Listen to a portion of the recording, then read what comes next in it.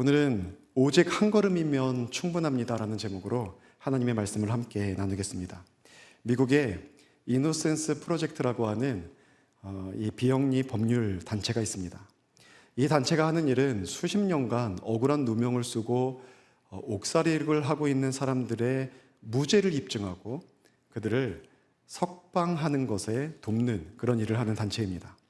그리고 석방만 하는 게 아니라 이후에 트라우마를 치료해 드리고 그리고 사회 적응도 돕는 그런 단체입니다.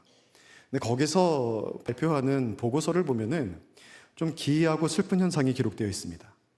그들에게 무죄가 선언되고 자유가 주어지지만 그들 중에 상당수의 석방자가 극심한 공포와 무력감을 호소한다는 거예요. 불안감을 호소한다는 겁니다. 그래서 그들이 횡단보도 앞에 딱 서도 분명히 빨간불이 파란불로 바뀌었는데 못 건너간대요. 건너가라고 누가 지시해 주지 않으면 내가 건너가도 되나? 건너가면 안 되는 거 아니야? 무슨 생기는 거 아니야? 해서 못 건너가고 주저주저 한다는 겁니다. 문을 열려고 해도 손잡이만 돌리면 문이 열리고 그 문을 통과해서 갈 수가 있는데 손잡이를 못 돌린대요. 왜냐하면 간수들이 돌려줬고 간수들이 열어줘야 나갔고 간수들이 닫으면 그 문으로 못 나갔거든요. 그러니까 자기가 나가면 안 될 것 같은 거예요. 그래서 누군가가 문을 열어주기를 기다리는 이러한 심리 상태를 보인다는 겁니다. 또 넓고 큰 침대가 있는데도 굳이 침대 밑으로 내려가서 밑바닥에 새우잠을 잔대요. 여러분, 이런 모습들을 보인대요. 법적으로는 완전한 자유인이 되었지만 몸과 마음은 여전히 감옥의 규칙에 길들여져 있어서 자유를 거부하는 그러한 현상입니다. 이것을 교도소 증후군이라고 얘기를 합니다. 여러분, 이게 사람의 보편적인 심리입니다. 좀 특수한 사례를 통해서 그 부분을 조금 두각시켰을 뿐이지 모든 사람들은 이런 심리를 가지고 있어요. 여러분, 왜 이들은 이처럼 갈망하던 자유 앞에서 오히려 위축되고 불안해하는 것 같습니까? 왜 우리는 이런 상황들이 벌어지게 되면 우리가 불안해하면서 선택을 주저하게 되는 것 같습니까? 이런 인간의 심리를 꿰뚫어보는 유명한 말을 키에로 케고르가 했는데 뭐라고 말했냐면 불안은 자유의 현기증이다. 여러분, 현기증 느껴보셨습니까? 어디 가면 현기증이 납니까? 높은 산의 절벽 위에 끝에 딱 서면은 현기증 나죠. 그리고 높은 빌딩에 올라가도 현기증이 납니다. 높은 빌딩에서 유리창 밑으로만 이렇게 내려다봐도 고소공포증이 있는 분들은 그 앞에도 서지 못하죠. 제가 예전에 그 그랜드 캐년에 목회자들하고 전체 로드맵이라고 하는 로드맵 플러스라는 그 모임에서 갔는데 변호사 한 분이 있어요. 변호사 하다가 목회하신 분인데 이분이 그랜드 캐년 끝에 못 가는 거예요. 한 2m를 앞두고 바닥에 넙죽 주저앉아요. 자기는 도저히 못 가겠대요. 그게 뭐지? 저기 끝에 가서 사진 찍자. 저도 용감했죠. 저는 끝에 가가지고 걸터 앉아 사진 찍었는데 이분은 못 가요. 2m를 앞두고 땀을 뻘뻘 흘려요. 못 가요. 죽을 것 같아요. 가면은 넙죽 주저앉아가지고 현기증 나는 거예요. 공포를 느끼는 거죠.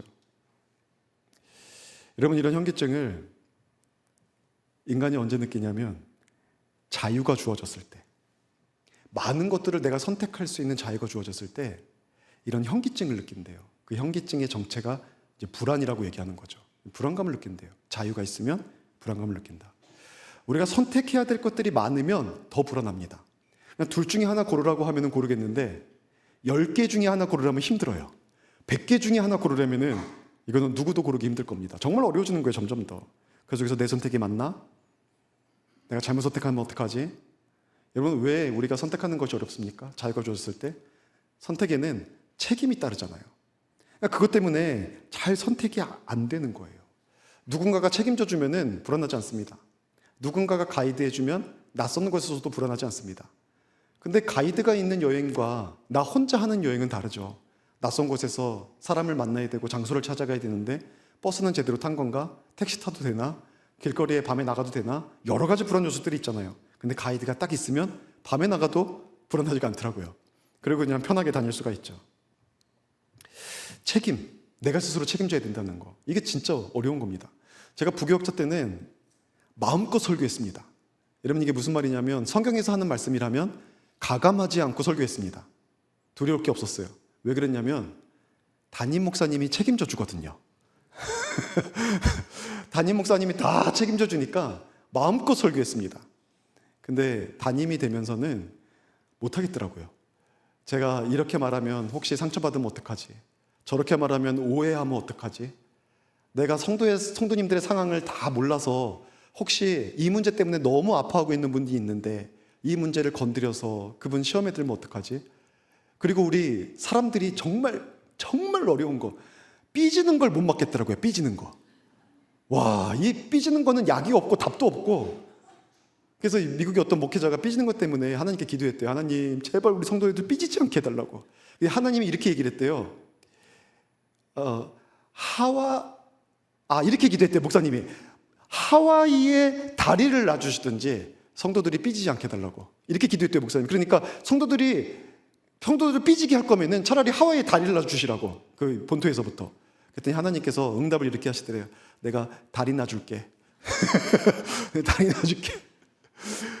이 삐지는 것을 못 막겠대요.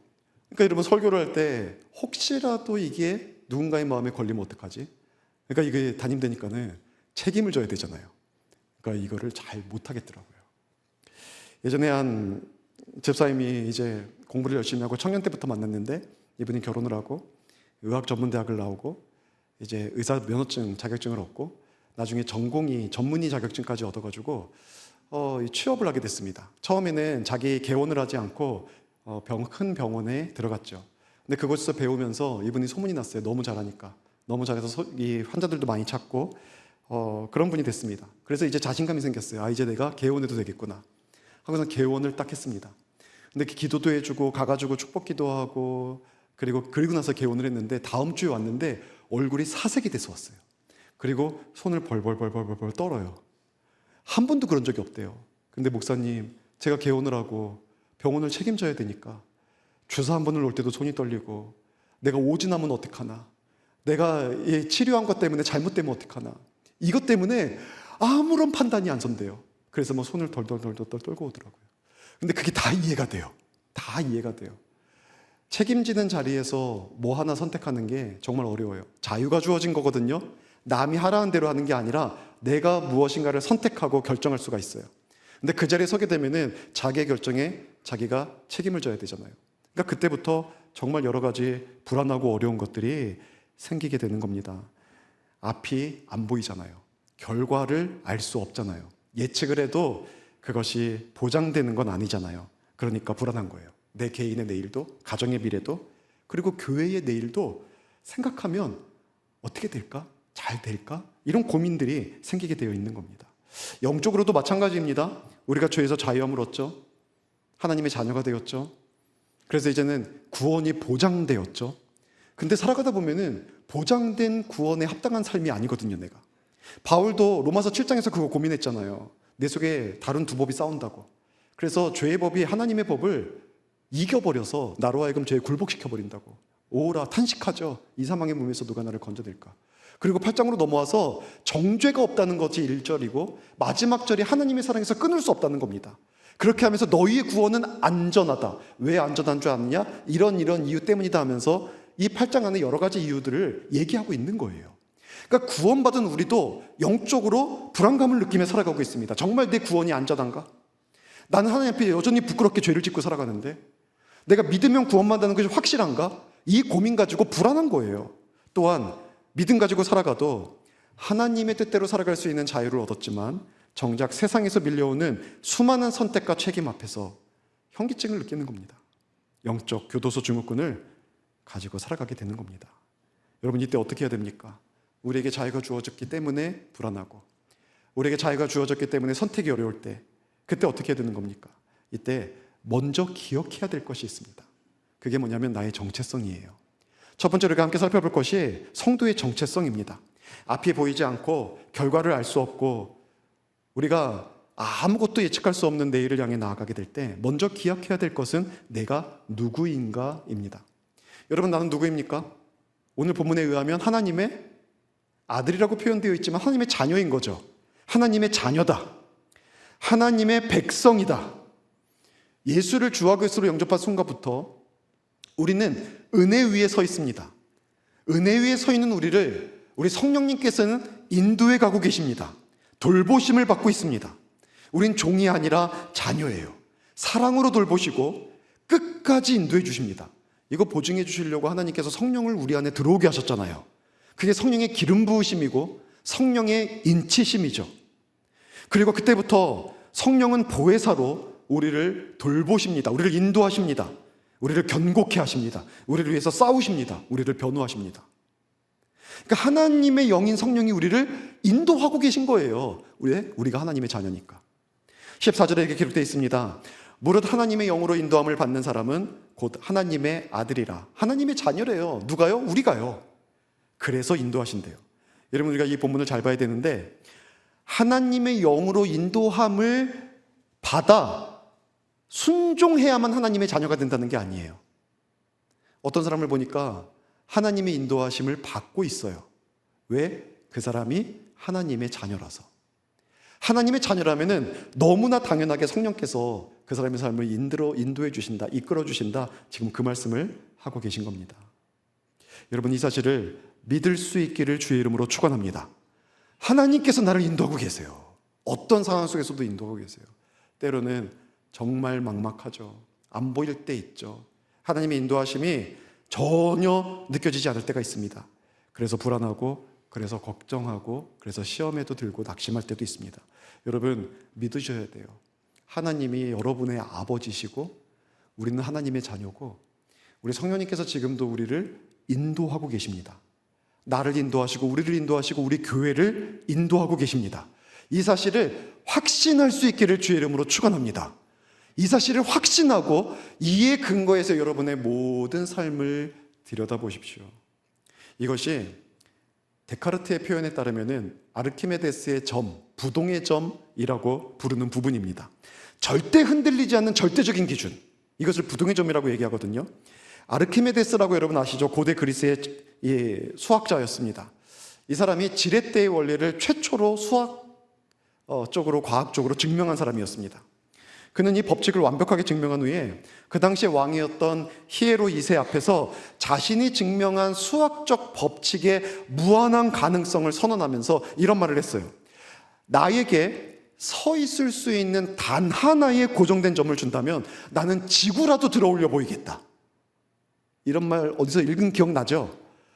단 하나의 고정점을 준다면 지구라도 들어 보이겠다. 그러니까 왕이 증명해봐 라고 한 거예요. 증명해봐. 그래서 그가 증명한 게 뭐냐면 이 지렛대의 원리를 응용해서 복합 도래를 만들고 지기장치를 만든 겁니다. 그래서 많은 사람들과 짐이 있는 배를 들어 올렸습니다. 저는 이거를 이제 여러분한테 설교하기 위해서, 요즘은 제가 설교했을 때 여러분이 진짜인가 싶으면 어떡합니까? 얼른 스마트폰을 딱 켜가지고 찍어보잖아요. 눌러보잖아요. 그래서 제가 먼저 쳐봤습니다. 안 해보셔도 돼요. 제가 확인했습니다. AI한테 물어보니까 정말 적당한 자리에 적당하게 만들면 할 수 있대요. 그게 도르의 원리, 그리고 지렛대의 원리. 대단한 거죠. 한 사람의 힘으로 어떻게 배를 들어 올립니까? 저는 저희 아내도 못 듭니다. 힘이 없어요. 힘이 없어요. 요즘은 저희 딸도 잘 못 들겠어요. 무거워져가지고. 이거 저희 딸이 들으면 큰일 납니다. 집에 못 들어갑니다. 힘이 없어요. 근데 사람 하나 들기도 이렇게 힘든데 배를 어떻게 들어 올립니까? 그것도 사람들이 가득 차 있고 짐이 가득 차 있는데. 이게 지렛대 원리예요. 고정된 하나의 점만 주면 지구도 들어 올려 버리겠다. 이 당찬 선언을 철학적 개념으로 끌어올린 사람이 르네 데카르트입니다. 이 데카르트가 지독한 회의주의에 빠졌어요. 그래서 내가 보이는 게 가짜면 어떡하지? 내가 믿고 있는 게 다 가짜면 어떡하지? 그래서 아무것도 못 믿는 상태가 된 거예요. 그러다가 그가 회의주의 속에서 불안해하다가 아르키메데스를 떠올린 겁니다.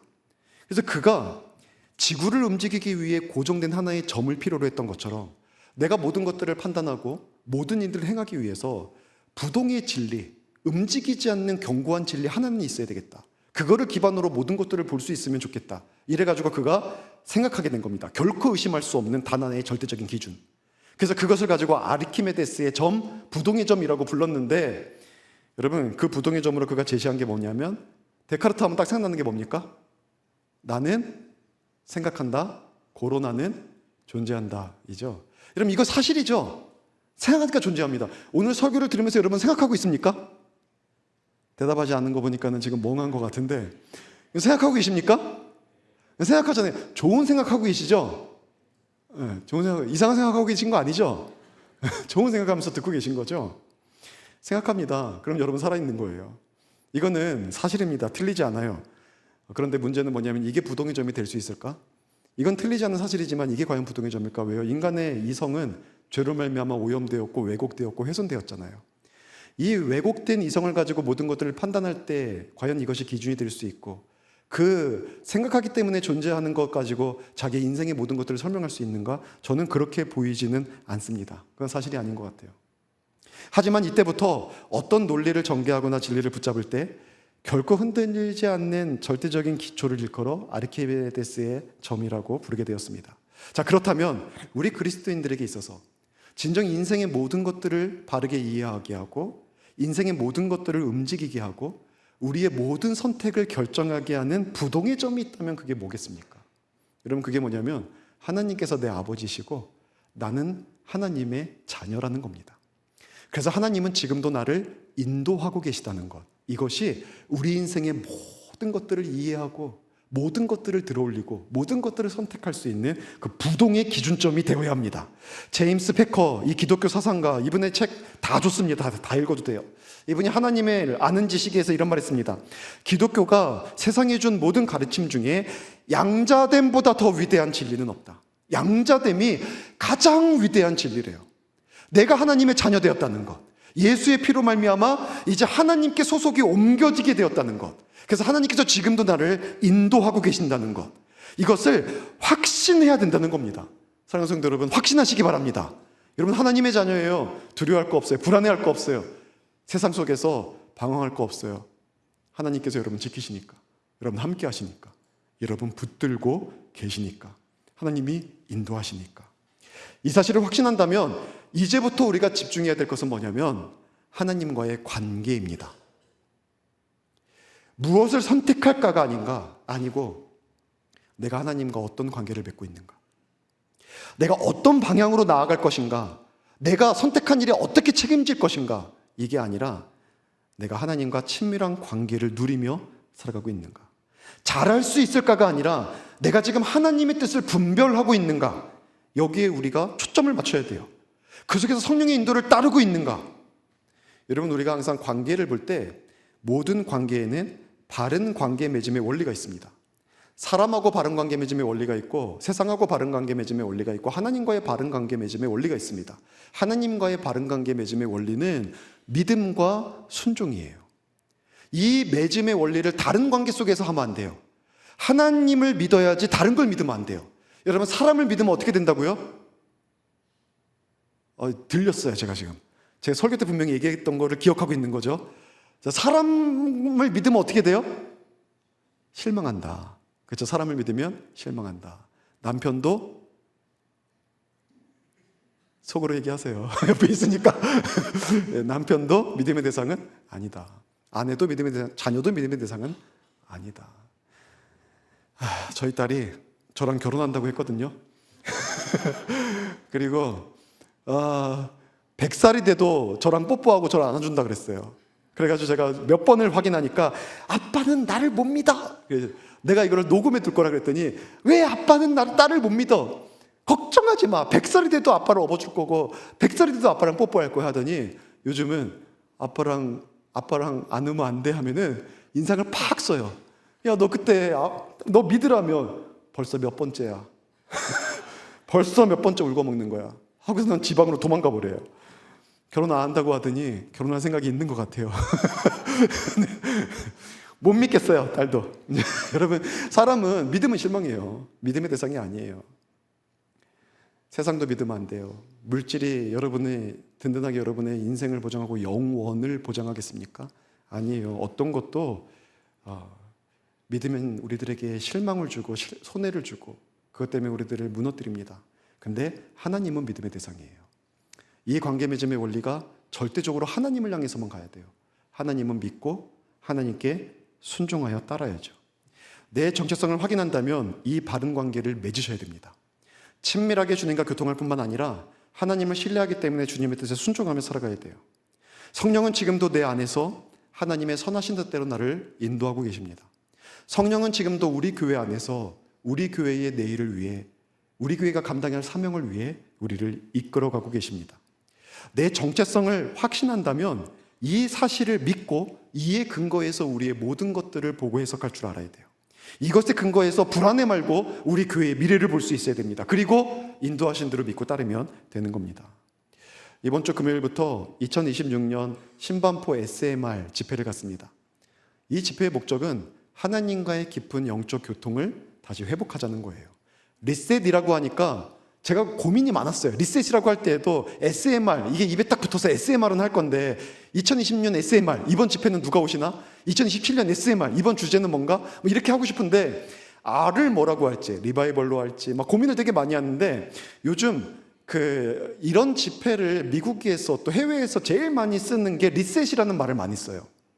그래서 영적으로 우리가 다시 재정리하고 재정돈하고 다시 처음 마음으로 시작하자. 다시 시작하자 하면서 리셋 집회를 많이 사용하고 있거든요. 그래서 저도 리셋 집회라는 용어를 썼습니다. 한국은 낯설죠. 리셋하니까 여러분 어쩌면 아니 담임 목사님이 새로 위임을 받으시더니 위임받는 순간부터 우리 교회를 0점 조정을 해서 다시 시작하려고 하시는 건가? 뭐 이런 고민도 할 수 있겠더라고요. 그 고민도 저도 속에 있었어요. 근데 여러분 그게 아닙니다. 그게 아니라 이게 한 해의 절반쯤에 첫 마음으로 시작해서 열심히 살아오다가 절반쯤에 조금 느슨해집니다. 그리고 여름 사역을 조금 뜨겁게 한 다음에 9월 추석 지나면서 우리가 매너리즘에 빠지고 이렇게 조금 다운이 올 때 시기가 와요. 모든 교회, 모든 성도들이 다 마찬가지입니다. 그래서 후반기를 시작할 때 아예 뜨거운 여름이 시작되기 전에 6월 달에 리셋 집회를 갖고 다시 영점 조중하고 다시 영적 재별하고 그때부터 후반기도 우리 또 한번 힘차게 달려보자. 그래서 이 2026년 신반포 SMR 집회를 시작하게 되었습니다. 근데 제가 담임이 아니니까 이거를 소통할 창구가 현재는 장로님들 가운데 대표, 그리고 또 소통으로도 저에게 주어져요. 그리고 원로 목사님, 그리고 또 원로 목사님이 담임이실 때, 담임이 계신데 제가 어떤 한 가지 행사를 기획해서 막 주관해 갈 수가 없잖아요. 그래서 정말 조용히 이 광고를 살짝 띄우면서 뭔가 있다, 뭐 이 정도. 그리고서는 이제 목사님께 목사님 한 다음에 광고 한번 잘 해주십시오 하고 이제 여기까지 오게 됐어요. 그러니까 여러분 잘 이해하지 못한 상태에서 저는 이 타이밍을 놓치면 안 되겠다 생각했거든요. 담임이 되어서 처음에 담임이 딱 되면은 특별 새벽 기도를 하든지 특별 집회를 가져서 영적으로 하나 되는 시간이 필요한데 제가 담임 목사님이 있는 가운데서 3개월 넘게를 보내다 보니까 이런 시간을 가질 수가 없는 거예요. 담임이 되자마자 이 타이밍도 애매한 타이밍이에요. 갑자기 특사하자 그러면 올 겁니까? 웃는 거 보니까 안 가죠. 뭐 이런 거 같은데. 그래서 금요 기도회만큼은 우리가 마음 먹으면 얼마든지 올 수 있는 거니까. 그리고 이게 매일 저녁에 모이자는 게 아니라 어차피 있는 예배에 우리 한번 마음 모아보자. 이제 이거니까 이건 할 수 있겠다. 그러면 여기에 또 우리 교회가 6월에는 행사가 별로 없어요. 그래서 6월에 올해는 제가 하지만 내년부터는 좋은 강사들을 불러서 4번의 집회를 제가 한 번 들어갈 수는 있어요. 4번의 집회를 쭉 해나가면 후반기를 위해서 우리가 영적으로 다시 이렇게 무장될 수 있겠다. 이렇게 해서 SMR 집회를 이렇게 계획하게 됐습니다. 그래서 이것은 장로님들과 이제 담임이니까 당회 때 회의를 더 구체적으로 하겠죠. 그러면서 내년에 내후년에 어떻게 갈 것인지 논의하게 될 텐데 어쨌든 지금 타이밍상 시작하게 되었고 여러분 이번 주부터입니다. 하나님과 깊은 관계 속에 들어가자. 다시 들어가자. 그 속에서 후반기를 시작하자. 이 리셋 집회에 참석할 수 있기를 주의 이름으로 축원합니다. 절반밖에 하면 절반밖에 축원합니다.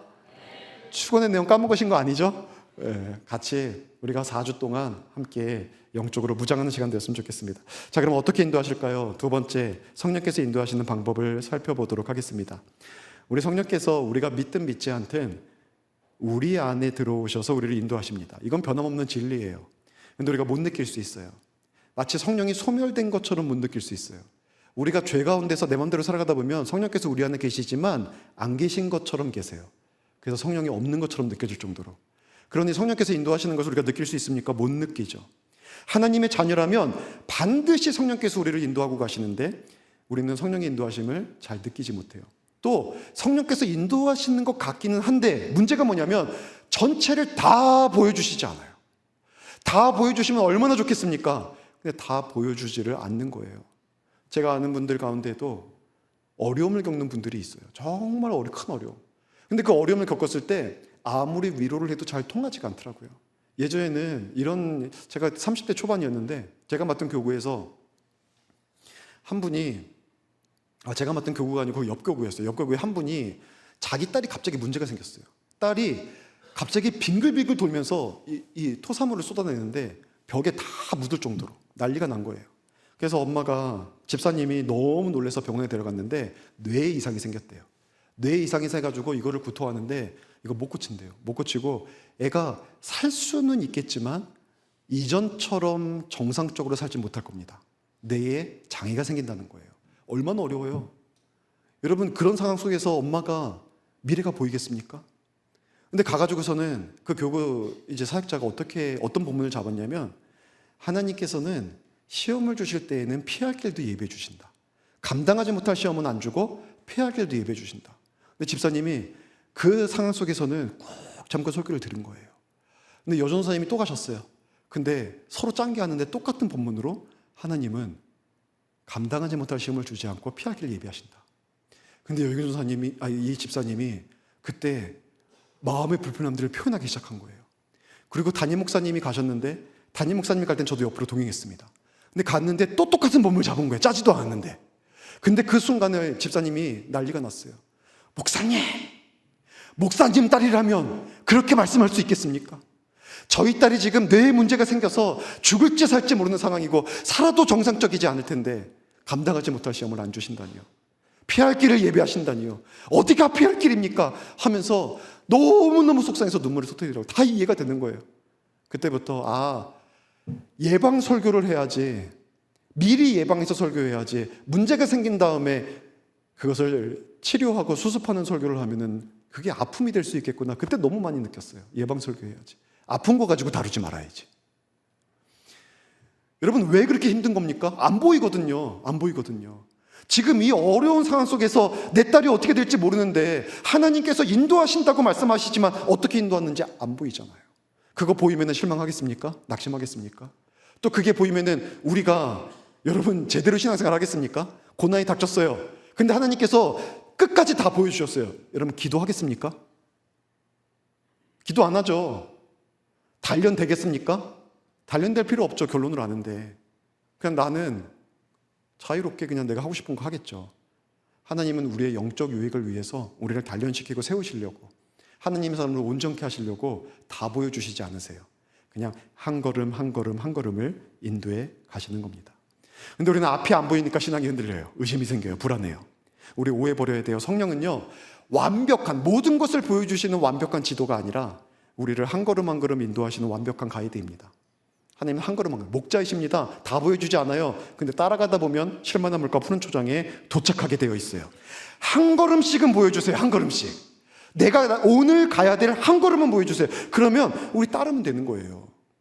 여러분, 성령은 마치 자동차 헤드라이트 같습니다. 저녁에 불빛 하나도 없는 곳에 가보셨습니까? 남자들은 가봤어요. 야간 사격 해보셨죠? 저도 야간 사격하기 위해서 갔는데 앞에 나무가 안 보이더라고요. 그리고 15m 앞에 있는 표정물을 맞추는 거거든요. 근데 안 보이니까 이렇게 하다가 뭔가 희끗 보이면 거기 쏘는 거예요. 제가 그거를 탄창 하나를 다 쐈는데 나중에 가서 확인해 보니까 한 발이 안 맞았더라고요. 한 발이. 우연히도 안 맞았어요. 하나도 안 보여요. 여러분, 그렇게 어두컴컴한 곳을 차를 타고 지나가는데 헤드라이트를 딱 켜죠. 그럼 여러분 어떻습니까? 저 멀리까지 다 보입니까? 아니에요. 헤드라이트를 딱 켜면 몇 미터 앞만 보여요. 여러분, 그러면 자동차를 멈출 겁니까? 아니죠. 몇 미터 앞만 보여도 그거 따라가다 보면 우리 집까지 가는 거예요. 내가 원하는 목적지까지 도착하는 겁니다. 성령은 우리를 그렇게 인도하세요. 시편 119편 105절에 보면은 주의 말씀은 내 길의 등이요 내 발의 빛이니이다 라고, 내 발의 등이요 내 길의 빛이니이다 라고 말씀을 하죠. 여러분, 생각해 보셔야 돼요. 이때 이 등이 스마트폰 딱 켜도 요즘 환하게 빛이 나오는데 그런 빛이겠습니까? 이 고대에? 그때 그냥 기름에다가 심지 하나 꽂아서 붙이면 불릴 거예요. 그거 가지고서는 비출 수 있는 어두움은, 그때 가로등이 있겠습니까? 깜깜한 밤에 마치 달도 빛을 발하는 것처럼 느껴지는 그 어두운 밤에, 그 밤에 작은 불 하나 켜고 한 걸음 한 걸음 걷는 겁니다. 하나님의 말씀이 태양빛처럼 밤을 낮처럼 밝혀주는 그 강렬한 빛을 발한다라고 말하지 않습니다. 그냥 한 걸음 한 걸음 비춰주는 등 같다고 얘기합니다. 근데 그 등을 따라가다 보면 실패하지 않고 주님께서 목적하신 목적지에 도달한다는 거예요. 여러분, 그게 성령께서 우리를 인도하시는 방법입니다. 그 걸음 따라 우리는 걸어가는 거예요. 김경숙 권사님이라는 분이 계십니다. 지금도 살아계신데 코리킴이라고 불리는 분입니다. 그분이 어떤 분이냐면 빌리 그레엄 목사님께서 전도 집회를 하러 세계를 다니실 때 말씀이 끝나면 그 뒤에 그 말씀과 관련된 찬송을 하나 부르시는 분이에요. 그러면은 1시간 설교보다 그 3분, 5분 찬양이 더 은혜를 많이 받는데요. 너무 부러운 거죠. 왜 하나님은 저에게 이 은사를 안 주셨을까? 그런 생각이 드는데, 이분이 찬양을 하면은 너무 많은 사람들이 은혜를 받아서 빌리 그레엄 목사님이 집회에 이분을 자주 모시고 다녔대요. 이분이 한국인입니다. 여러분, 근데 이분이 시각장애인입니다. 앞이 안 보여요. 그래서 어느 날 간증 집회 때 사람들이 자신에게 묻는 질문을 가지고 간증 집회를 끌어가는 게 있어요. 사람들이 이렇게 묻는데요. 앞이 보이지 않는데 자매님, 세계를 다니며 사역하는 게 어렵지 않습니까? 지장되지 않습니까? 이런 질문을 한다는 겁니다. 그때 이렇게 대답을 한다고 합니다. 제가 길을 걸을 때 사람들이 저 멀리에 어떤 계단이 있는지, 저 모퉁이를 돌면 어떤 장애물이 있는지 미리 알려주는 사람은 없습니다. 그저 내가 지금 걷는 한 걸음 앞만 알려줍니다. 자매님, 앞에 계단이 있으니까 발을 높이 드세요. 자매님, 앞에 장애물이 있으니까 한 발 옆으로 오른쪽으로 옮기세요. 웅덩이 있으니까 잠깐 멈추시고 저를 따라오세요. 이렇게 바로 앞에만 알려주신대요. 근데 멀리 풍경이 보이지 않아도 바로 앞 한 걸음을 알려주는 사람들을 믿고 그 말대로 따라가면 안전하게 아무 사고 없이 세상 어디든지 갈 수 있더라는 겁니다. 그리고 하는 말이 이겁니다. 하나님이 우리를 인도하시는 방식이 바로 이와 같습니다. 하나님께서 그렇게 우리를 한 걸음 한 걸음 인도해 주신다는 겁니다. 저도 하나님의 인도를 따라 한 걸음씩 순종하여 걸어서 이 자리에 오게 되었습니다. 우리 교회도 하나님께서 계속 한 걸음씩은 걸어갈 길을 보여주실 것이고, 여러분의 인생도 하나님께서 멀리는 보여주시지 않아도 오늘은 알려주실 거예요. 오늘 기도해야 할 때일 때인지, 오늘 말씀 붙잡고 씨름해야 될 때인지, 오늘 나를 사랑하는 성도님들과 함께 통성하며 기도해야 될 때인지, 아니면 문제를 위해서 달려가서 싸워야 될 때인지, 아니면 잠잠히 하나님을 바라야 될 때인지, 하나님께서 한 걸음 한 걸음은 보여주실 거예요. 그 걸음 따라 걸으면 되는 겁니다. 여러분, 그 걸음 따라 걸어갈 수 있는 우리 성도님들 될 수 있기를 주의 이름으로 축원합니다. 우리 교회에 대해서 말씀을 조금만 더 나누겠습니다. 세 번째, 세계를 향하는 교회입니다. 여러분, 우리는 주님의 인도를 따르는 사람들입니다. 더 먼 미래가 보이지 않아도 보여주시는 한 걸음을 따라 기쁘게 순종하면 됩니다. 그걸로 충분한 거거든요. 우리 교회도 마찬가지입니다. 참 중요한 시기죠. 저에게는 참 감사하는 시기이기도 합니다. 하나님께서 보여주시는 한 걸음을 기쁘게 따라 걸으면 하나님께서 우리 교회를 선하게 인도해 주실 겁니다. 하나님은 실수가 없는 분이십니다. 우리는 이해할 수 없어도 하나님은 최고의 계획을 가지고 우리와 우리 교회를 이끌고 계십니다. 우리는 불안할 수 있고 우린 걱정할 수 있지만 최고의 리더였던 우리 원로 목사님께서 이제 은퇴를 하시면서 우리 교회적으로는 어떻게 보면 새로운 도전 앞에 서 있는 것일 수 있지만, 여러분, 그러나 하나님은 변하지 않으십니다. 하나님을 믿으실 수 있기를 축복합니다. 우리 교회에서 누가 제일 불안할까요? 죽겠습니다, 아주. 우리 성도님들이, 특히 권사님들이 목사님 불안하죠, 목사님 힘들죠, 기도하고 있으니까 걱정하지 마세요, 힘내세요 할 때마다 제가 뭐라 그랬냐면, 아무렇지도 않아요 권사님, 진짜 괜찮아요, 제 마음 평안해요, 저 진짜 마음이 초조하지도 않고 불안하지도 않고 막 그러거든요. 근데 이상하게 지난주에 잠을 못 잤습니다. 아무렇지도 않은데 잠을 못 자서 막 입술도 터졌어요. 그러니까 뭐예요, 제가 안 불안한 것 같은데 불안하게 하고 있고, 안 긴장한 것 같은데 긴장하고 있다는 거잖아요. 저 진짜 내 마음이나 내 생각이나 내 정신은 안 그렇거든요. 내 몸이 이상해요. 몸이 잠을 못 자게 하고 있어요. 이런 상태예요. 제가 제일 불안합니다. 근데 하나님께서 교회를 책임져 주실 줄로 믿습니다. 교회 주인은 우리 하나님이시잖아요. 하나님께서 책임져 주실 거예요. 우리 교회 얼마나 사랑하는데요. 여러분 얼마나 사랑하는데요. 우리 교회 오기까지 저는 진짜 한 걸음씩 한 걸음씩 순종하면서 왔습니다. 그리고 목사님과 오랫동안 교제하면서 우리 원로 목사님과 대화하면서 저는 알게 됐어요. 원로 목사님도, 그리고 우리 신반포 교회도 그렇게 한 걸음씩 보여주시는 대로 순종해 왔다는 거.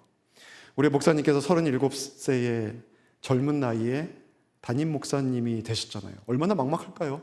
제가 50대의 담임 목사가 돼도 사실 잘 앞이 안 보이는데, 경험이 충분히 있음에도 군대에서도 담임 목회했거든요.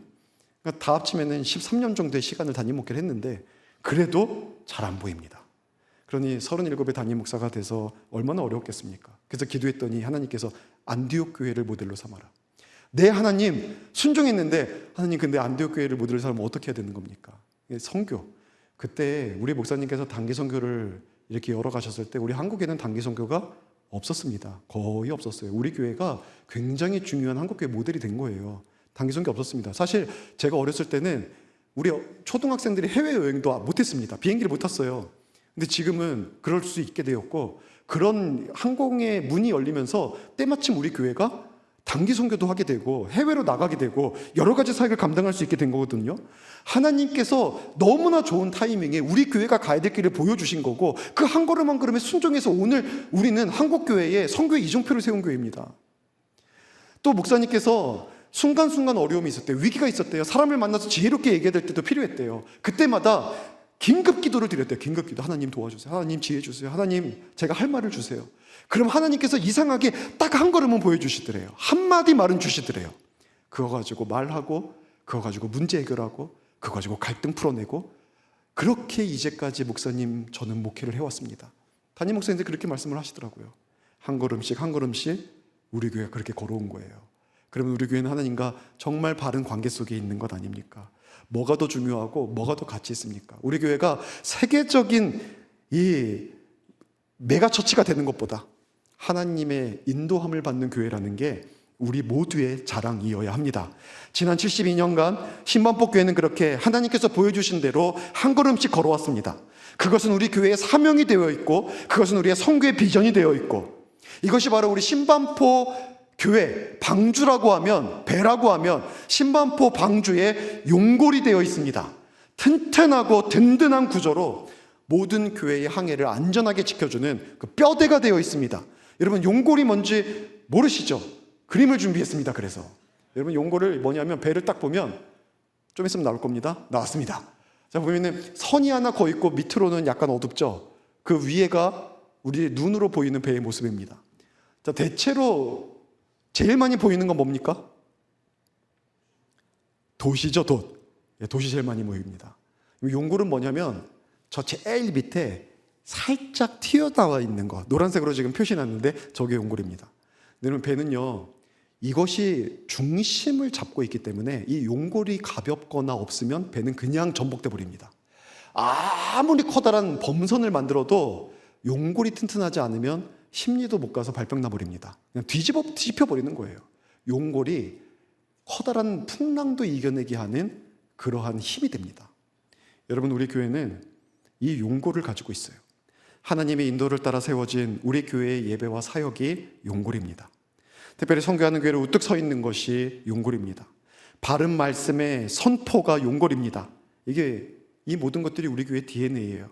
하나님의 인도 따라 오늘까지 교회를 지켜오신 여러분, 은퇴 세대가 우리의 용골입니다. 그분들의 헌신과 그분들의 기도와 그분들의 섬김 위에 교회는 안전하게 맡기신 사명을 감당해 왔고, 지금 우리 젊은 세대가, 당회와 더불어 젊은 세대가 힘써 주회를 하고 있을 때 이 모든 것들을 지탱해 주는 힘이 되고 있습니다.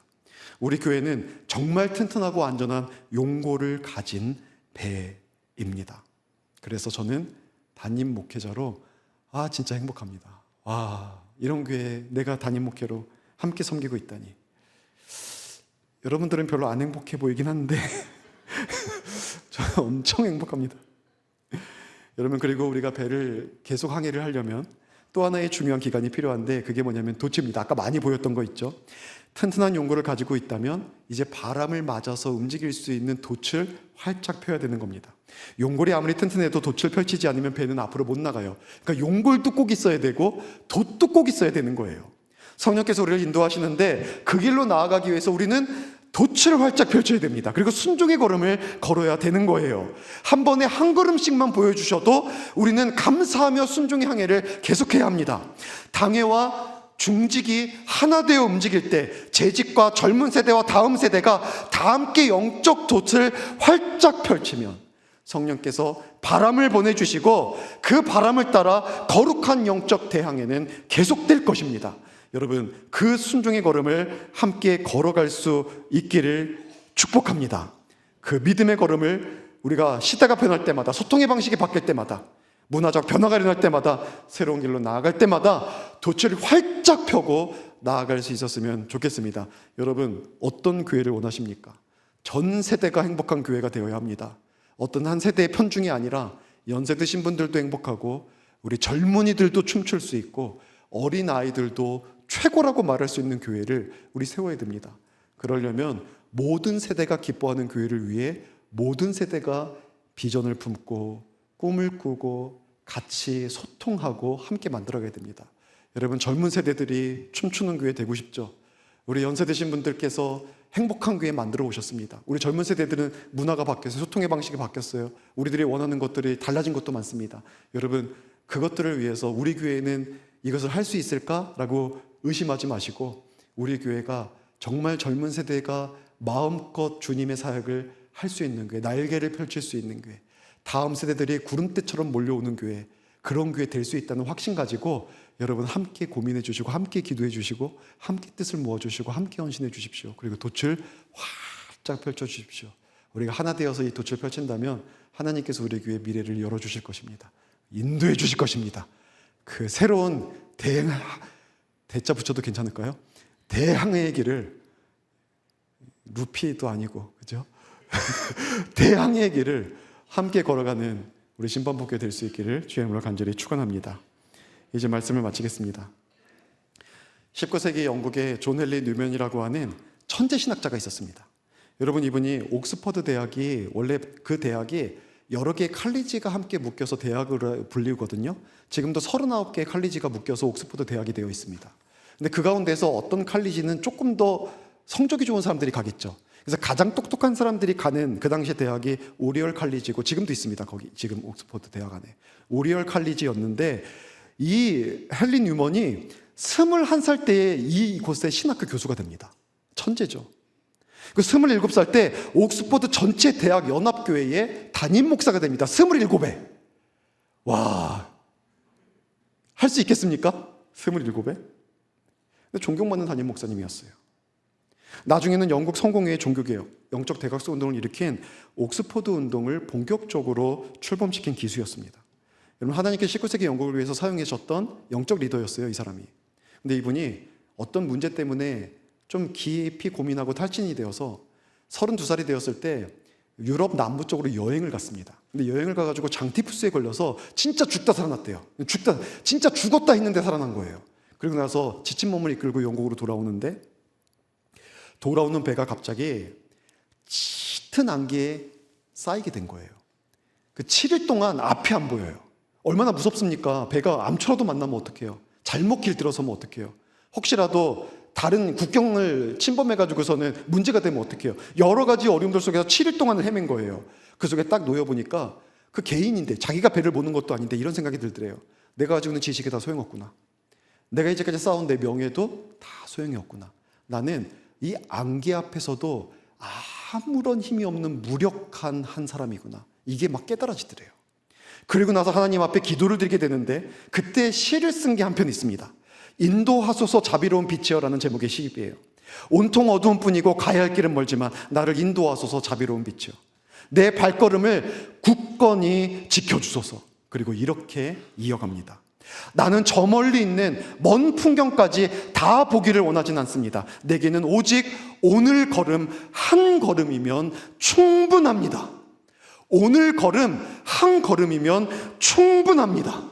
여러분, 우리들에게도 이 고백이 있기를 축복합니다.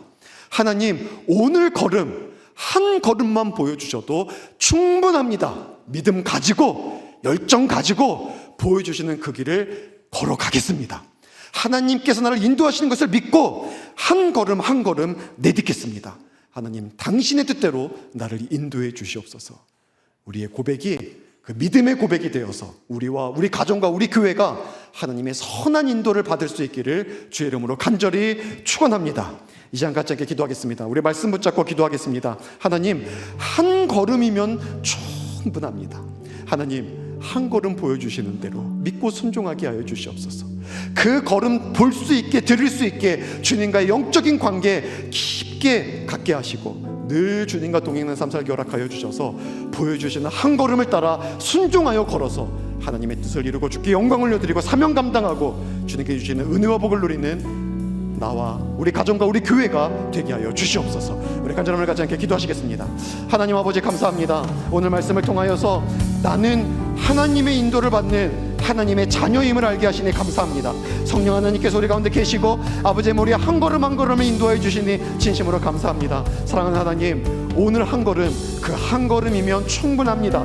모든 걸 다 이해할 수 없고 다 알 수 없어도 오늘 나를 인도하시는 대로 그 한 걸음 한 걸음을 순종하여 걷게 하시옵소서. 믿음으로 걷게 하시옵소서. 주님의 뜻 이루며 따라가게 하여 주시옵소서. 그 순종의 걸음이 모여서 하나님의 놀라운 뜻이 이루어지고 하나님의 영광이 나타나고 하나님께서 우리를 향해서 계획하신 아름다운 뜻들이 이루어지고 아버지의 우리의 삶에 주님께서 보석 같은 열매들을 허락해 주실 줄로 믿습니다. 믿고 순종하며 나가는 저희들, 주님께 주시는 은혜를 반드시 경험할 수 있고 그것이 우리의 간증이 되게 하시고 그것이 우리의 기쁨과 자랑이 되게 하여 주시옵소서. 주님 감사합니다. 오늘도 이렇게 걸어가게 줄 주님을 찬양합니다. 감사합니다. 사랑하는 하나님, 우리를 당신의 자녀로 불러주시고 우리의 한 걸음 한 걸음을 인도하여 주시니 감사드립니다. 우리는 내일을 알 수 없는 사람들이지만 하나님은 오늘 걸을 한 걸음은 우리들에게 깨닫게 하시는 분이신 줄로 믿습니다. 결론이 보이지 않고 앞이 막막해도 하나님께서 보여주신 한 걸음을 확신하며 순종하며 따르는 저희가 되게 하여 주시옵소서. 기도해야 될 때, 말씀 붙잡아야 될 때, 사람 만나야 될 때, 조금도 내가 내 땀 흘리며 수고해야 될 때, 내가 무엇을 선택해야 될지, 내가 어디로 가야 될지, 누구를 만나야 될지 한 걸음 한 걸음 주님께서 보여주실 때 하나님, 그 걸음 믿음으로 따르게 하여 주시고 그때마다 하나님 그 점들이 연결되어 결국 하나님의 선으로 연결되어 아름다운 목적을 이루시는 주님의 정말 엄청난 솜씨를 우리가 간증하는 하나님의 사람들 되게 하여 주시옵소서. 우리 그렇게 인도하실 주님을 찬양하며 감사하며 예수님의 이름으로 기도드리옵나이다. 아멘.